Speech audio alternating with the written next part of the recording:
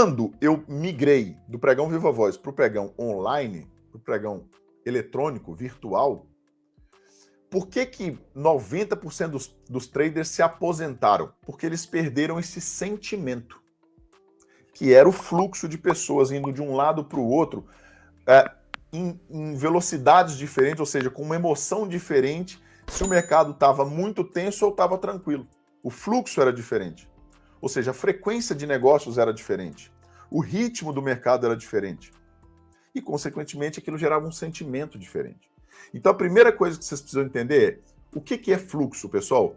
Fluxo, anote isso aí. Fluxo é um sentimento direcional. É a primeira coisa para você ter uma sacada do que é fluxo. Porque quando você tiver essas sacadas, você vai começar a virar chaves e isso vai começar a ser mais óbvio para você. Então, fluxo não é aquele númerozinho que fica deslocando para cima e para baixo, passa um comprado, passa vendido. Não. Fluxo é um sentimento direcional. É um sentimento direcional. Então, a primeira coisa da dificuldade é que o fluxo, você precisa dele estar do mercado em movimento para você conseguir entender.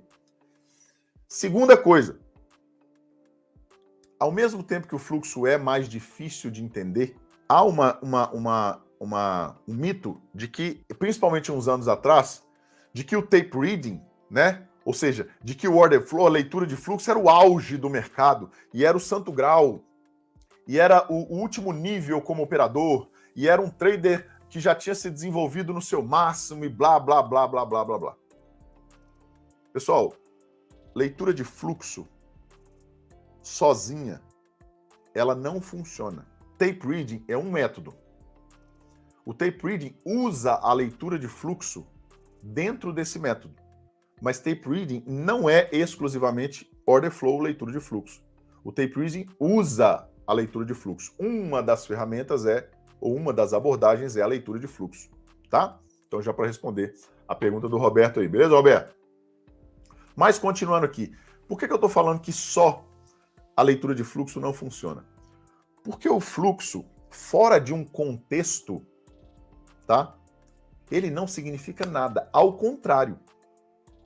O fluxo fora de um contexto, ele pode, ao contrário, ser desastroso. Por quê? Porque se você olhar ali o que está acontecendo entre idas e vindas, fora de um contexto específico, fora de um trade location, fora de uma região de liquidez, fora de uma região de cálculo de tesouraria ou cálculo de volatilidade, fora daquilo ali, você vai passar um monte de coisa, comprado, vendendo, você não vai entender nada. Olha só para você ver. Eu não sei se já aconteceu com vocês, mas comigo, talvez com vocês não, que vocês são perfeitos, mas comigo aconteceu um monte, cara. Quando eu comecei a estudar, e eu comecei a estudar tape reading, por exemplo, que eu já fiz todos esses treinamentos de tape reading que vocês conhecem aí, cara, eu olhava para aquilo, agora o Bradesco passou assim, agora o Bradesco fez isso, agora o Itaú fez aquilo, agora passou comprado, agora passou vendendo, e eu olhava aquilo e falei, bicho, não faz nenhum sentido, isso não significa nada. Eu não sei quem já teve essa sensação, mas para mim, vocês não, talvez vocês sejam perfeitos, né, como eu gosto de brincar com vocês aqui, mas para mim, eu sofri desse negócio um monte, porque eu olhava para aquilo ali e para mim não significava nada. Eu nunca consegui entender aquele negócio. Aliás, depois que eu fui entender sobre estruturas, microestruturas, principalmente a microestrutura, né, de saber como é que os players atuam, o que eles fazem, a maneira que eles fazem, eu fui falar, cara, beira a loucura quando alguém fala assim, porque o Itaú opera assim. Gente, o Itaú tem centenas, talvez milhares de traders nas suas mesas de operação, de vários cenários e vários sentidos, com vários perfis diferentes, atendendo a centenas de milhares de clientes diferentes, cada cliente com uma disposição, com uma demanda, com um pedido, com uma urgência, com uma liquidez, com um tamanho. Não é o... Cara, o Bradesco não opera assim. Aquele trader do Bradesco para aquele cliente específico naquele momento fez isso. Não existe isso, gente. Isso beira a insanidade. Qualquer um que tenha passado por um ambiente institucional vai saber disso. Não sou só eu, não. Todo mundo sabe disso. Todo mundo que viveu um ambiente institucional sabe disso. Tá? Que não faz nenhum sentido. Agora, quando a gente pega o fluxo num contexto específico, aí ele faz sentido. Então agora, olha para a tela aqui, pessoal. Agora eu vou começar a desenhar para vocês entenderem. Tanto é verdade, e o cara falou, mas não é... Tanto é verdade que hoje todos os operadores de tape reading, todos, sem exceção, todos, tem pelo menos um gráfico pequenininho no canto da tela ali. Vocês já perceberam isso? Todos se renderam ao gráfico. Por quê? Para analisar contexto. Então, olha para você ver que legal.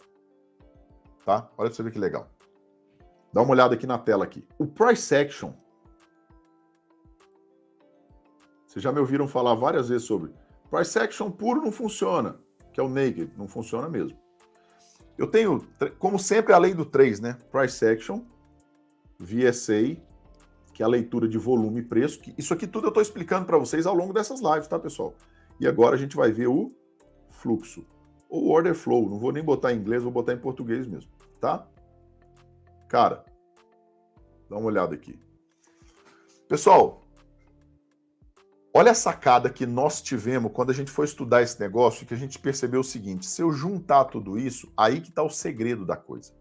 Como assim, Felipe? Assim, ó. O que o price action quer me mostrar, pessoal? Onde?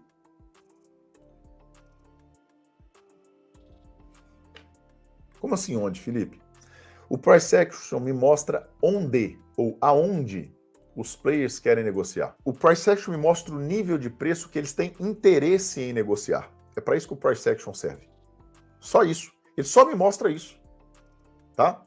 Então, o que o VSA me mostra? O que a análise de volume e preço, o que analisar volume, a leitura de volume me mostra, que é o VSA básico, né? Para onde? Então o price action me fala quando, o VSA me fala para onde, ou para que lado, para que direção. E o fluxo me fala quando. É por isso que a gente juntou a análise. É por isso que a gente faz uma análise técnica discricionária ou quantitativa. É por isso que a gente pega todos esses indicadores, joga para o mercado, pede para o mercado analisar eles em combinação, numa combinação específica, e devolver para a gente uma resposta estatística dessa parada. Porque quando eu pego um desses três fatores isolados eles não significam nada. Isolados não significam nada. Agora, se eu junto eles três, beleza, eu pego o price action lá e vejo, cara, onde esses caras têm interesse? Aqui. Eles têm interesse nesse nível de preço. Esse interesse é maior para qual lado? Ou seja, para onde? Daqui para cima. E aí o fluxo vem e fala assim, agora. Exatamente nesse ponto. É isso, galera.